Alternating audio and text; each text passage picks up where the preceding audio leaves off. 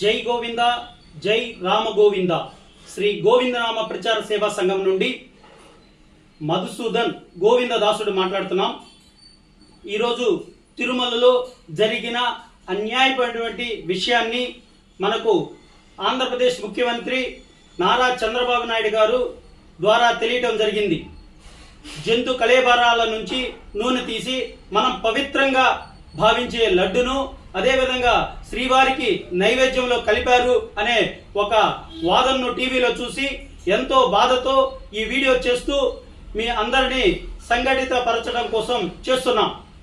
హిందూ బంధువులు, సనాతన ధర్మానికి వారసులు అయినటువంటి మన గోవింద భక్తులందరూ పల్లె పల్లెలో ఈ విషయాన్ని తెలియపరిచి జరిగిన అన్యాయాన్ని భక్తులందరూ ఏకకంఠముగా ముక్త కంఠంగా ఖండించవలసిందిగా కోరుతున్నాం.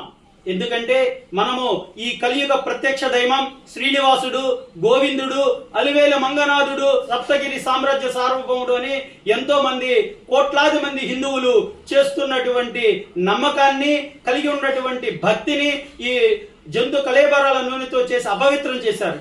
అక్కడున్న అధికారులు లక్షల జీతాలు తీసుకుంటూ వారు ఈ పవిత్రను కాపాడలేనప్పుడు అక్కడి నుంచి వాళ్ళ తక్షణమే తొలగించి లేదా విఆర్ఎస్ నుంచి పంపించవలసిందిగా రాష్ట్ర ప్రభుత్వాన్ని, కేంద్ర ప్రభుత్వాన్ని కోరటం జరుగుతున్నది.